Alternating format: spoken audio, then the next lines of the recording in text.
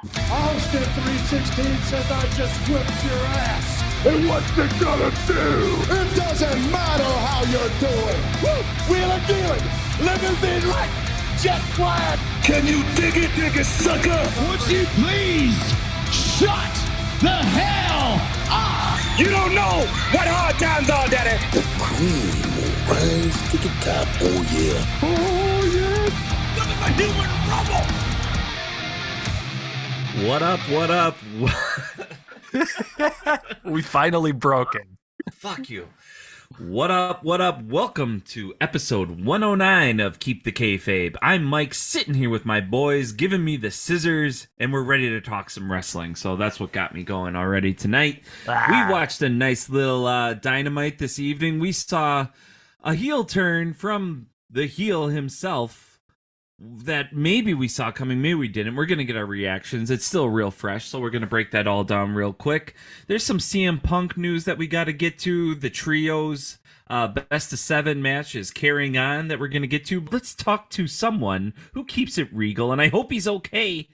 Mr. Steve Grobschmidt. How are you, Grubby? Well, Mike, you'll understand if I don't feel like cutting a promo tonight, because this is real. This is a real life situation. William Regal's lying in a hospital in Indianapolis right now, and he's maybe crippled. He might be with Jesus now, for all we know. But I just want to say thoughts and prayers to Sir William Regal. And as for you, MJF, because I know you're listening to Keep the Kayfabe, you can go straight to hell. Well said. Well said. I agree with you. Our thoughts and prayers are with William Regal tonight. I mean, if you guys and gals watched Dynamite tonight, he got quite the head blow thrown to the back of the head from the brass knuckles worn by MJF after a killer promo. We're going to get to that, but not before we introduce my guy over in Bayview, a man who keeps it freshly squeezed, Matt Michelson. How are you, Matt? I'm doing great, and to lighten the mood a little bit, and by popular request, we're going to have a little mouth trumpet again this week, so let's see how this goes.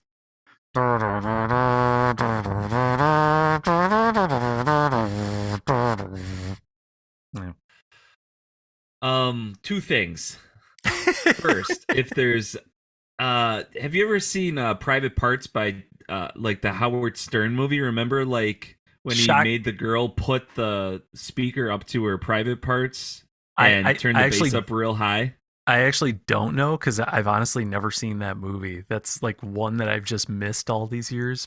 But I've only seen it like bits and pieces. I don't know if I've seen the actual whole movie, but that's just one part that I always see all the time when he's like, "Yeah, put the speaker down and I'll get you off." And he goes like, "Ah," like gets it real vibrato, and that's kind of what. Hey, you got it. You're Mr. 2.0 with that mouth trumpet over here. Our female listenership's going to skyrocket after this episode. Exactly.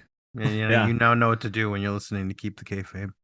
Yeah, and I hope their computers or listening devices are wrapped in saran wrap. That's for sure. Yeah. And then two things. What was the second thing I was going to say?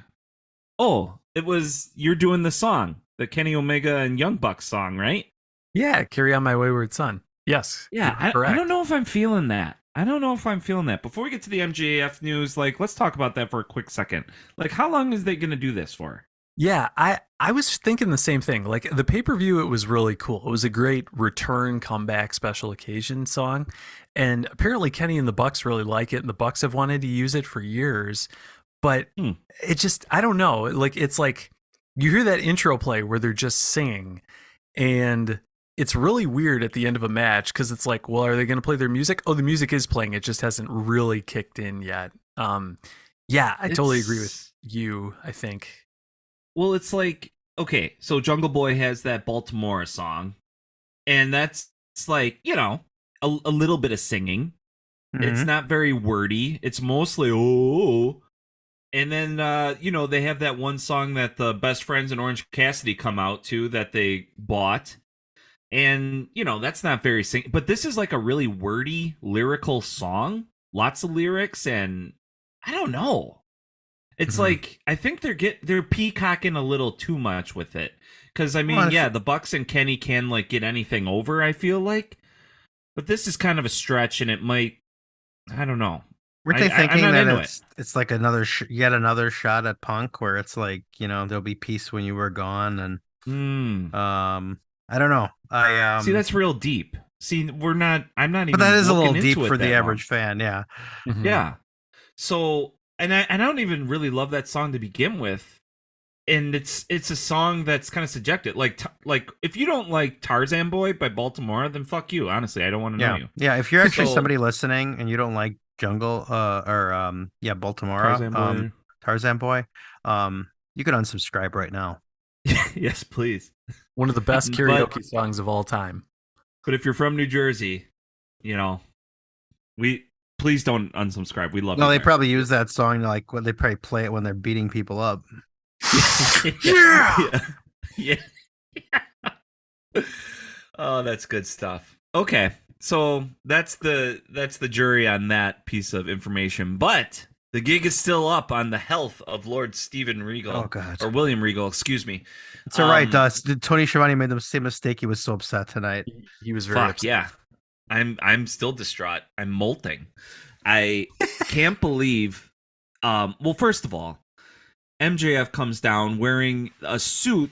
I've seen these suits before. Like Conor McGregor in the pinstripes, it says like "fuck you" like in the pinstripe. I think this says "I'm better than you." And you know it or something all down his suit. Did you guys pick up on that at all? I didn't catch that, but that's a great touch. Yeah.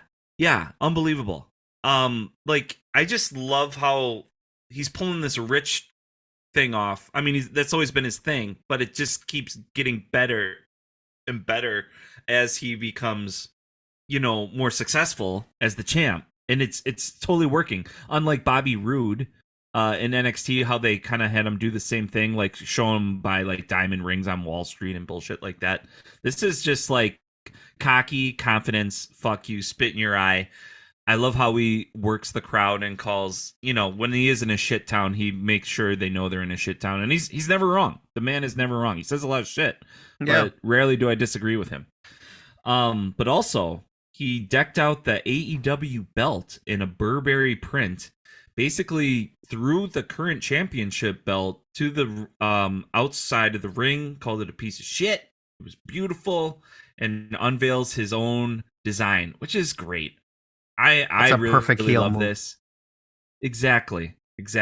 And you knew it was coming too. I mean, we've seen that set up, that little podium in the middle of the ring with the curtain over it. And it's the shape of the belt. I was like, dude, I wonder what he did to the belt. And boom, it looked better than I imagined. I was like, oh, it's probably gonna have the Burberry print, but maybe like in the back, kind of like how Cena had like that spinner thing. I thought it would Yeah. just be Burberry on the thing, but it's on the strap. It looks beautiful. I thought they were going to take a page out of my book like a number of years ago with the WWE video game. I was using Tyler Breeze, when he was in NXT, he had that Prince Pretty thing going on, and I had him love win that song. and I had him win a title, and you can customize the titles, and I made a championship belt with his face on it, and I always wanted that to happen in wrestling, and I actually thought that maybe MJF would have his face on the belt, Ooh, like that would money. be good. I was really hoping he would too. I don't know how you guys felt about it. The Burberry was really cool.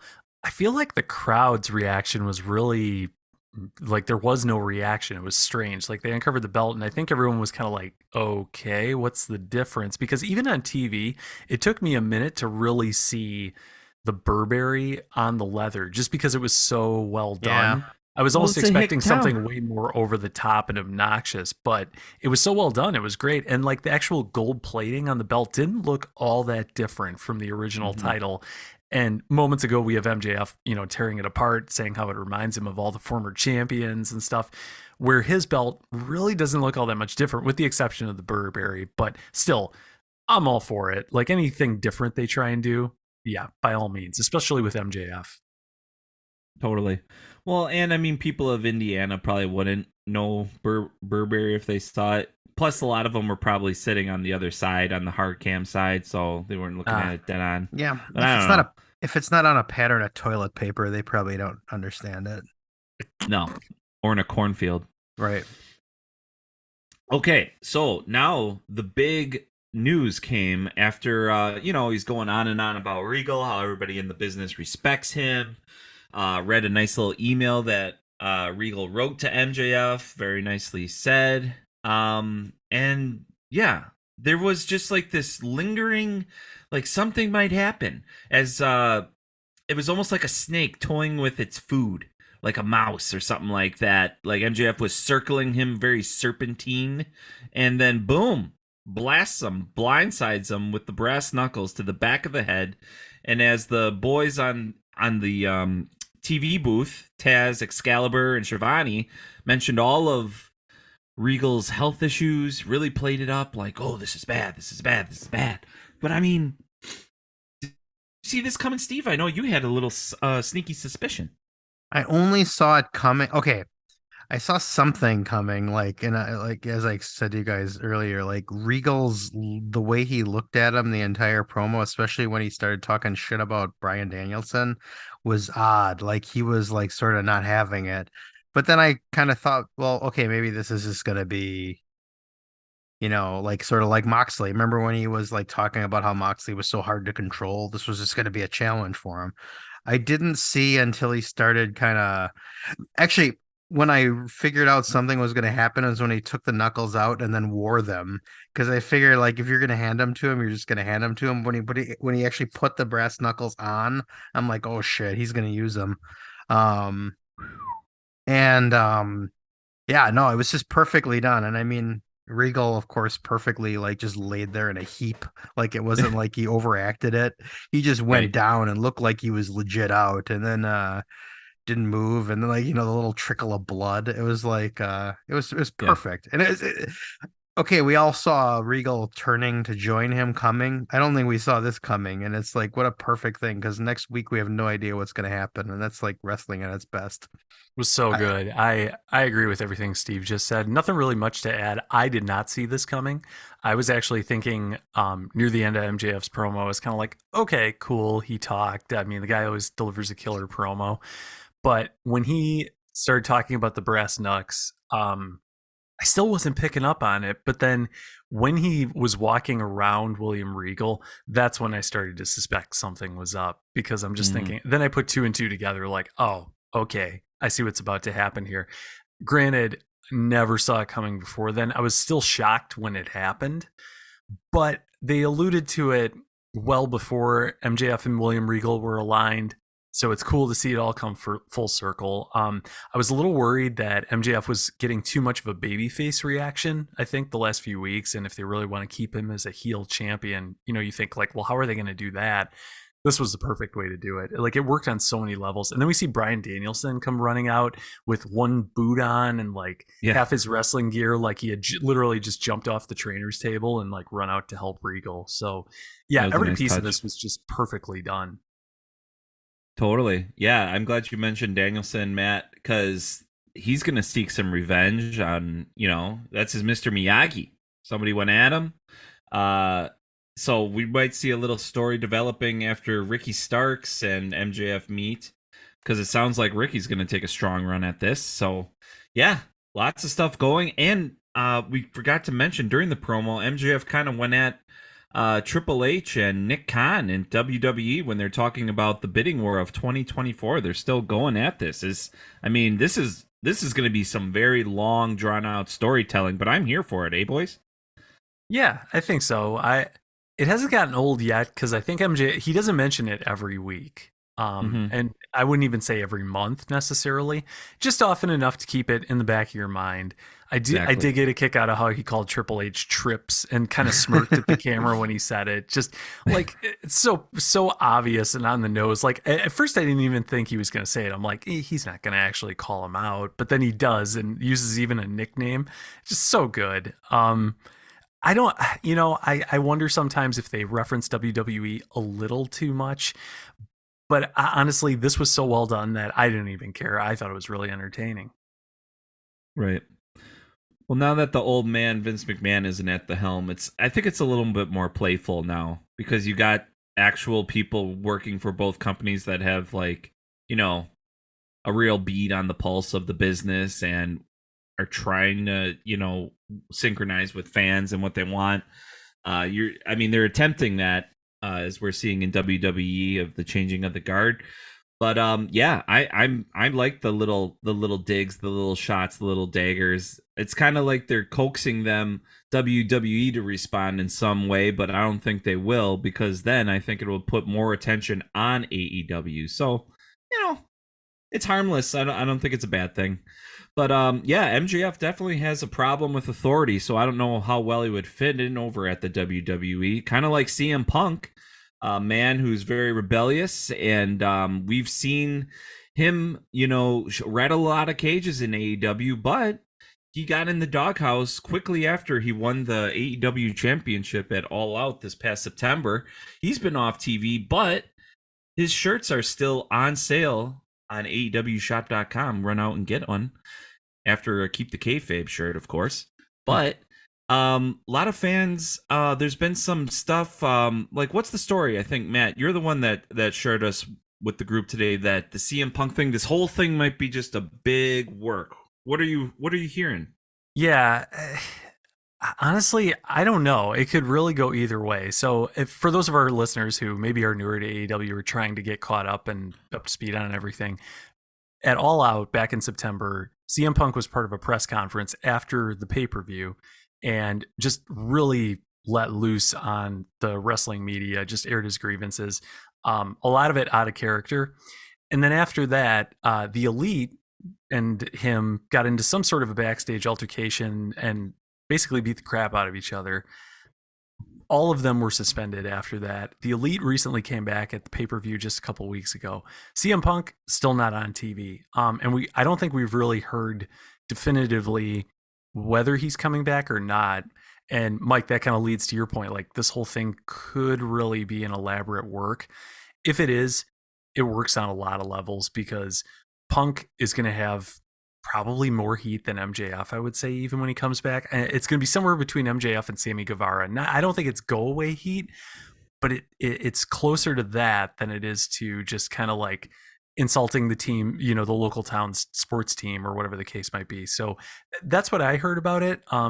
Steve, I know you had mentioned a little bit about it as well. I don't know if you had anything to add. No, it actually spawned from a conversation I had with some friends this morning, friends of the show, including my friend Larry, and also friend of the show and Wait, you have a friend named Gary and Larry? Yeah, and those are the two people I talked to this morning. Gary, Oh, who the listeners are well familiar with by now, and my another friend of mine, Larry, who firmly and staunchly believes that it's been a work. Maybe not like the actual thing that happened at that media scrum, like that might have been legit to some extent, but now because like somebody, I forget who was quoted as saying shortly after that, if these people can't get past themselves and figure out a way to make money out of all of this, why are they even in the sport? And that's I don't know. I was, very initially thought it was a work, but then it seemed pretty obvious it wasn't. But the longer time goes on where we don't know what's up with Punk and they're coy about it, and they keep, they used to say for the longest time that they needed to let the investigation go through. How long does an investigation have to take for like something that happened in a room at one night? I don't know. And I understand as I'm saying all this, I'm sort of still thinking about that. I'm not saying I believe 100% one way or the other. But to me, it's getting interesting because if they were fed up with Punk and the Elite and all that kind of got their way, wouldn't he have been fired by now? I mean, I suppose they could still be working on the like buyout and all that kind of stuff. As Gary pointed out, there's still merchandise and new merchandise going up on the store for Punk. Mm-hmm. Could that be because they're working on something? Could that just be that, until they resolve something with him, why wouldn't they keep making money off of him and vice versa? So, I mean, it's a fun thing to speculate about. And I'm officially undecided because I'm sort of ready to see Punk go because he just seems like he's kind of an asshole. But at the same time, right, as I've said to other people, In 2022, if you can pull off that big of a con that fools the Dave Meltzers and other internet stooges like that badly, like how could you not want that to happen? Because so much is ruined by the internet nowadays. If they could actually pull off the biggest heist of them all and actually go into business off of this, that would be amazing. Mm-hmm. I I I kind of always thought it was a work, and here's my opinion about it. I just think CM Punk might be just one of those athletes in the business that are prone to injury. We've seen really bad luck with Chris Statlander, but she's younger, so I mean, she might be one of those people too. But CM Punk, they really hitched their wagon to this guy and literally put all their eggs in his basket to make money. I think he was never really healed from that injury when he was off TV. I think he got healed up just enough to get to All Out. Because, right, he was off TV for a little bit. Is that correct, right? He was off for months, and that's where they did the whole interim thing. Exactly. Right. So I don't think he was totally healed up. I think he got healed up just enough. They probably shot him up with a cortisone shot so he could wrestle one match. And then they're like, he'll probably just be like, Tony, straight up, I'm not going to be able to wrestle on this foot, like, at all for a while. So why don't I do something crazy? And I just think he's always been injury prone. And you know this is what he does. He rat cages, so capitalize on it. Play to your strengths. And he's not a stupid person either. I think he just, like, they literally wanted CM Punk to win the championship in Chicago. Okay, mission accomplished. But there's nothing that we can do going forward, so let's make it so huge. I think Kenny Omega and the Bucks probably wanted a break too, because maybe, I don't know, Kenny was hurt, wasn't he? Oh, no, he came back. I don't know. It's hard to keep track. Yeah, Anyway. similar to Punk. He was hurt, came back for a little bit, and then was off again. Yeah, so maybe they all just kind of chilled out a little bit, have these younger up-and-comers, fill the void a little bit, because as I say all the time, I think All Out is the time where it just begins all the new stories, and then and All Out actually wraps up all the previous ones, and it's a clean slate from there. So I just don't think CM Punk is stupid enough to get himself in that much trouble, and there is no investigation. Anytime there says there is an investigation, that's just a way of saying, like, we'll work on it, we'll get to it. It just sounds like you're busy when you're not. And I don't think there's anything to really investigate. I think it's a hoax, and I think we'll see CM Punk whenever CM Punk wants to come back. I don't even know how thrilled I'll be back. I will once he does come back, because I'm not like a major diehard fan. I just like seeing fans be happy for this guy. That's the only reason I like CM Punk. Chris Standler is that injury-prone wrestler that I want to see come back and rise to glory. So thoughts and prayers with her as well. It's just crazy, like how some athletes like go through their whole career and just don't get hurt. And it's the opposite for other people. Like they're great wrestlers, they're very skilled, but I just think CM Punk is just one of those guys that happens. Just gets hurt. There's football players, baseball players, hockey players, people that just are more prone to injury than others. So listen to this, guys. If I can talk about hockey for just 1 second. You usually do. My favorite hockey player, Phil Kessel, is now, the Iron Man longest streak games played in a row. Okay? And this guy looks like he should be driving a forklift at a brewery. He doesn't even look like a hockey player. He eats horribly. He drinks soda. All he does is score goals. That's all the guy loves to do. But he's played in more hockey games consecutively than anybody, and I don't think it'll ever be broken. Nobody's even close. So, and this dude's from Madison, Wisconsin. His dad actually backed up Joe Theismann for the Steelers. Redskins. His mom ran marathons. I mean, Amanda Kessel. I'm sorry? I think Theismann played for the Redskins. Oh, yeah. Excuse me. Did I say Pittsburgh? Yeah. My bad. I was thinking of Terry Bradshaw. Carry on, my wayward son. Because Bradshaw backed up the guy from Duck Dynasty. The dude from Duck Dynasty was supposed to be the starter, and he walked off because he wanted to go hunting. Because football season interfered with duck hunting season, and he became the Duck Dynasty guy. And then Terry Bradshaw was the backup, and then he did what he did. So crazy how shit works out, guys? It is. That is crazy. And to switch gears slightly, not to take the focus away from hockey, but to go back to wrestling for a minute. You mentioned Chris Statlander being injured. She did post a picture today on her Instagram of her I in saw wrestling that. on stage. And I don't know if it was from Dynamite or Rampage or when it was taken. It was definitely more recent, before she was injured.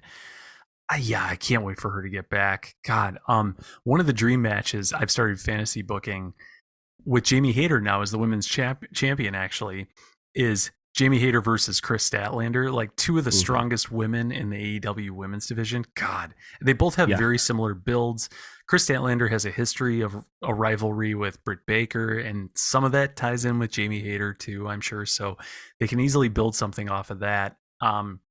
And then the other thing I did want to mention regarding the women's division that we saw tonight on Dynamite at the time of recording is Jade Cargill comes out to do her celebration for winning the title back from Nyla Rose.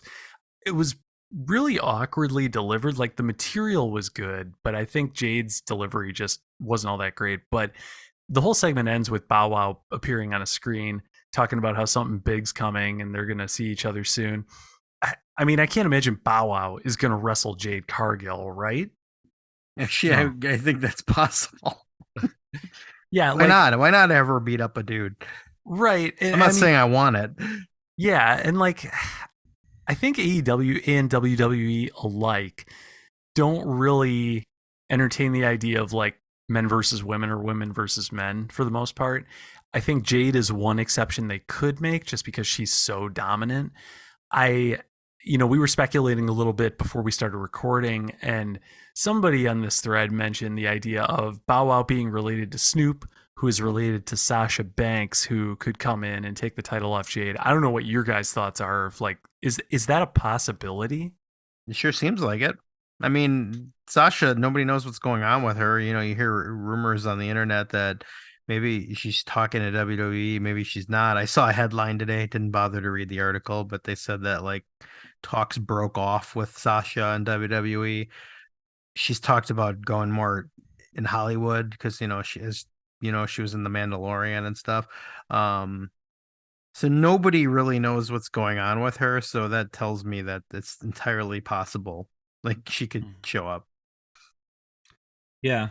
I've heard her on the Broken Skull Ranch with Stone Cold Steve Austin. She has like a deep, rich passion for the business itself. So I don't think it would be easy for her to walk away. So I don't think we'll see. I don't think she'll be like a Dave Bautista and just fully, immerse themselves in Hollywood and movies. And good for Dave. I mean, the dude is crushing it. I mean, he made a smart move. And I mean, the dude I just watched big, but I was never a fan of him. Go ahead. I was never a fan of him as a wrestler, but I'm a huge fan of him as an entertainer because I just watched the Guardians of the Galaxy Christmas special that they have on Disney Plus. It's like 45 minutes. It's just pure fluff, but it's just a lot of fun, and he makes it. That guy is so freaking hilarious as Drax. Mm-hmm. Right. Yeah, I'll have to watch that too. But anyway, Sasha, she's got a deep appreciation for the business. She does. I was the one, that did say, they're related to Snoop and Bow Wow. That's like his nephew or something, hence the name Little Bow Wow. So, I mean, they could broker a deal. They could have maybe talked about it at Thanksgiving and say, let's do this. They're getting together with the family and winter is coming. So that would be maybe good time to do it, because we see a lot of big things happen on Winter's Coming. That's when Sting came out. I can't remember what happened last year, but I think it was decent enough. But anyway. Usually is. All right. So what else? Oh, speaking of decent enough, we saw Adam Hangman Page return and face the man who knocked him out on live television, Jon Moxley. Mm-hmm. I was wondering, I was like, what the hell is Moxley doing on TV? Like, I thought he would be on vacation by now. They're still using this guy? Did his airline miles not check out in time enough? And he's just got to, wait a few weeks? So I was really curious. But yeah, the crowd had a nice pop. Adam looked good. John Moxley took a couple low blows at him right off the bat, and then they got into it. So yeah, it started off with a hot start. Danielson and Dax Hardwood from FTR wrestled. So yeah, all in all, pretty great Dynamite, boys. Wouldn't you say? And the ramp, the entrance ramp remains undefeated. I mean, it claimed Arn Anderson a couple times, and today it claimed John Moxley, but the announcers covered well, and John Moxley covered well, so no harm done. Yep. Well, shit. Based on that logic, the ramp needs a TNT title shot against Samoa Joe. It's It'd be more interesting. I would rather see that. Yeah, I'd rather see the ramp. I probably would too. I mean, gravity always wins, so who knows? Mike, to your point about decent enough, yeah, it was great seeing that Hangman Page was decent enough to come back and have a little skirmish with John Moxley. I noticed the low blows just like you did, and I feel like Moxley's got to be turning heel at this point. Like his babyface run, I feel like he's done everything he can do, and he did take a couple shots at Hangman Page that I feel like were a little more heelish than he would typically do. Clearly, the crowd is just Hangman Page for life, right? And Page has always sort of been a baby face. Like he's always a baby face. So having Moxley at least play like a situational heel in this case, I think is a really good move. I don't know what they're going to do with this feud and like, what is this going to spiral into? Is it just a make good for when Page got knocked out by Moxley? I guess we'll have to wait and see. But yeah, but that ramp, man, the thing is dangerous. I know. All of a sudden, and for those of our listeners, if you haven't watched Dynamite yet, watch the opening segment. There, like you've probably figured out by now, there's a little bit of a brawl. And there's just this weird moment where they're fighting up the ramp and Moxley takes a run at Hangman Page and just, for whatever reason, loses his footing and slips off the edge. I thought he knocked himself silly on the edge of the ramp when he went down. Like he fell to the floor from the ramp. Like, and I don't know how it happened. The camera just caught it. You hear the crowd go, oh, and all the security guys all look over like, oh shit, what was that? Like the one time AEW camera actually gets something. Right. I know they couldn't film Dax Harwood tapping out to Bryan Danielson because for whatever reason they couldn't shoot the camera angle from over there. But man, they just happen to get just the worst things. There is one good area for improvement. There was, I forget which match it was tonight, but there was some key moment happening and they show this fucking dude in the crowd with like a beer shoved up in his face. And it was like, you had to cut away from the ring for that. Like, right. It gives us nothing. Yeah, there was a couple botches on the camera crew tonight. Still a work in progress. Maybe we'll get it together next year. But I kind of, it's a little charming. It's kind of like how I fuck up names, I think if Tony Khan is going to keep signing people, which by the way, AR Fox is now all elite. I don't know if you guys saw that. Yes. I was about to say congratulations to AR Fox, also known as AR-15. Speaking of me fucking up names, I was editing the podcast the other day and I was like, fuck, I called that guy AR-15. Yeah, I'm so indoctrinated into America. I mean, that's right. Just, well, we got guns on the brain. I'm glad you give me the second chance here to redeem something I did earlier that mortified myself. I referred to the Washington football team by their old name, which I normally don't do. So if anybody listened to that and thought I'm one of you, I'm down with the cool old racist names. Fuck you. Well, that and what I was going to mention before with the camera crew is, what I would love to see is like Kevin Dunn is all elite because that camera crew and the production crew in general, like I'll give you this, Kevin Dunn gets a lot of shit for his fast camera cuts and constantly zooming in, zooming out. Yes, there are some episodes of Monday Night Raw that are a little bit overkill, but they definitely have a lot of good things going for them as well. They always catch all the right moments. Everything is just flawless all the time. So Tony Khan, if you're going to hire more people, get some good camera people. Like it's been 3 years. Like you can upgrade. Come on. Well, I think the cameras are doing all right. It's the people in the van outside, I think, that do the editing that say, take 2, take camera 3. Exactly. Yep. Yeah, them too. Just everybody, get them all. They all work great together. Just copy paste over to AEW. Exactly. Gotta get someone new in there. It'll be fun. Yeah. All right, boys. Well, I mean, we totally forgot to mention we have a King Booker on Keep the Kayfabe now. Now that last week wrapped up, I don't think we got a chance to announce it yet, but Steve Grobschmidt pulled out the victory over me. There was a little there was a little stipulation that needed to be sorted out to see who would be King Booker, and it came down to Ethan Page and Ricky Starks. I'm an idiot. I was like, fuck. Why would a heel and a heel go head to head? MJF and Ethan Page. Should have seen it coming a mile away, but I don't watch that much wrestling. So, Steve, is to this the elder statements? If I Is can this just say, oh, go ahead. Well, I was going to ask if this is your third reign as It King sure Booker? is. Yeah. I was just going to say, you're not an Three idiot. time. Three You're not an- time. You're not an idiot. You're just inferior to me. And that's okay. I'll just edit that out. How about that, Steve? You can't do that. All right, I won't. Who are 'Cause you? I like Elon? you. Are you the Elon Musk? Yeah. So what's going on with Twitter, Steve? I know you're a Twitter guy. Oh, I left think- it. Actually, I wish I could say I left it because of Elon Musk, but I left it earlier in the year. But no, it's just a hot shit show. I think that's what happens when billionaires that can't relate to mere mortals think they can skate Mhm. through and do things and make it up as they go, and it's just not going well. I've never been a Twitter guy. I mean, I signed up for it so I can see some stuff and follow some people, but I rarely ever go on it. It's a whole world and landscape that seems crazy. I mean, it's crazy, right? It kind of is. And, you know, I started it when it kind of started, and I naively thought it'd be great for my profession, like to talk with people in my. But even then, I realized how vapid people were. There'd be these like kind of quote unquote celebrities in my field, and you'd try to interact with them, and they'd never give you the time of day. So then Twitter over time to me became just a place to follow celebrities and wrestlers, mostly pro wrestlers, like everybody else uses it for. But even that, it's just the most toxic environment. I think the best example I give of Twitter that relates to wrestling, that just shows you like how people are just pieces of shit, is Brian Alvarez every week posts the ratings for AEW. He posts the ratings for Raw. He says nothing other than the number of people watching and the demographic.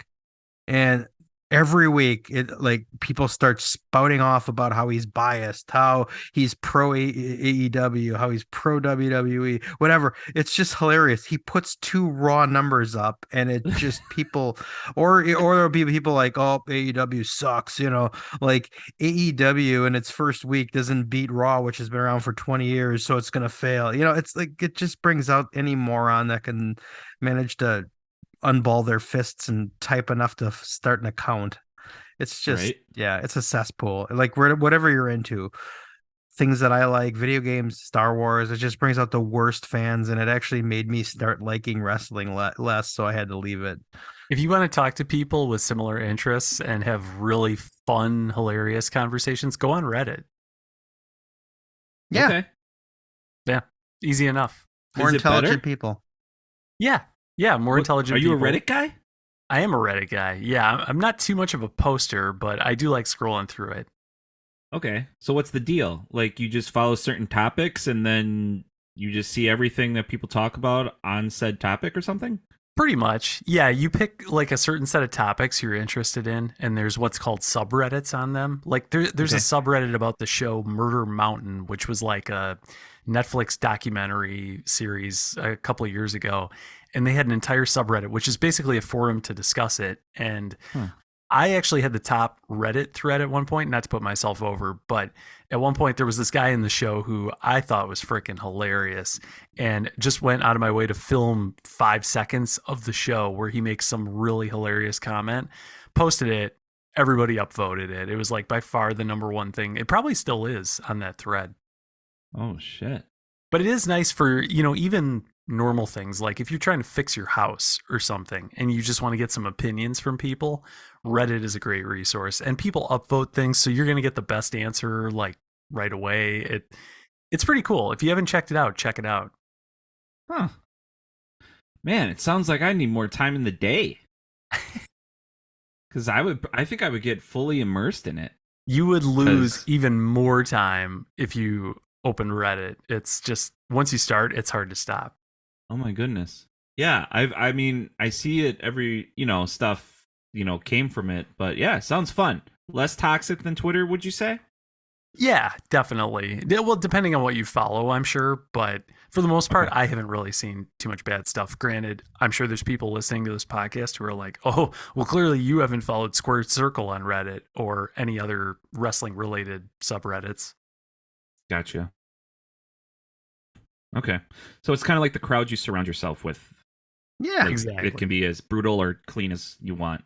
Okay, Mhm. cool.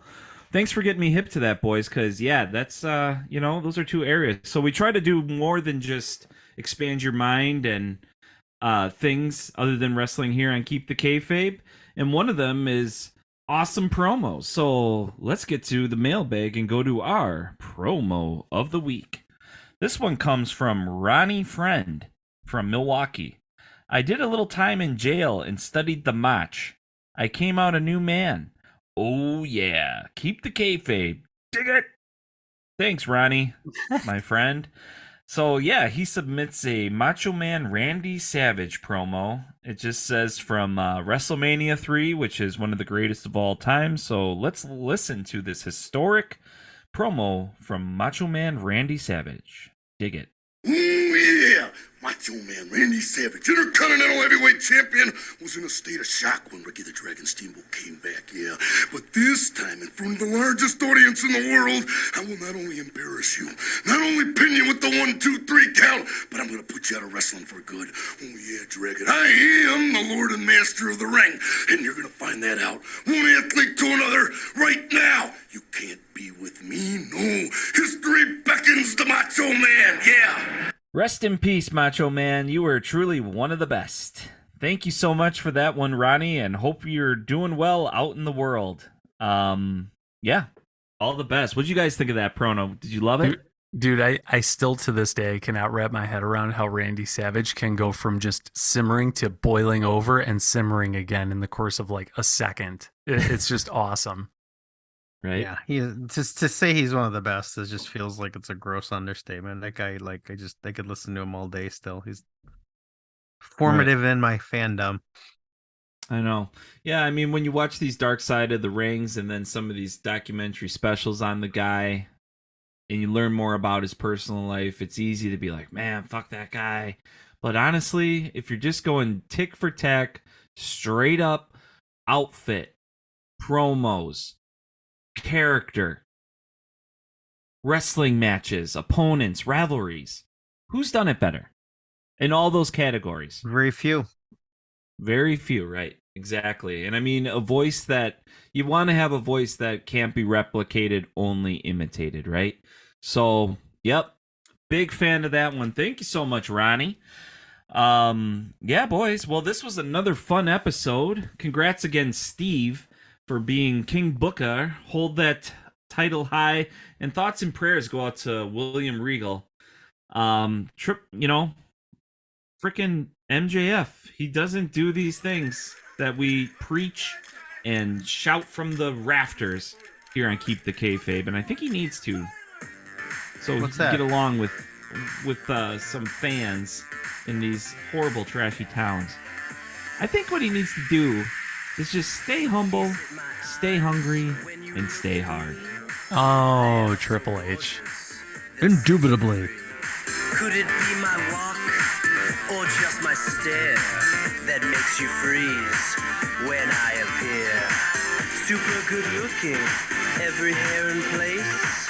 Everyone loves this gorgeous face. You can't deny my beauty shot on everything that you are not. Part man, but all model. Am I what you want? Am I who you follow? Don't try and fight it. You can't deny. This is perfection personified. Piercing eyes and a chiseled jaw, molded by the gods without a flaw. Can you feel the presence of greatness near? This hair, this look, Prince Pretty's here. Super good looking, every hair in place. Everyone loves this gorgeous face. You can't deny my beauty shot on everything that you are not.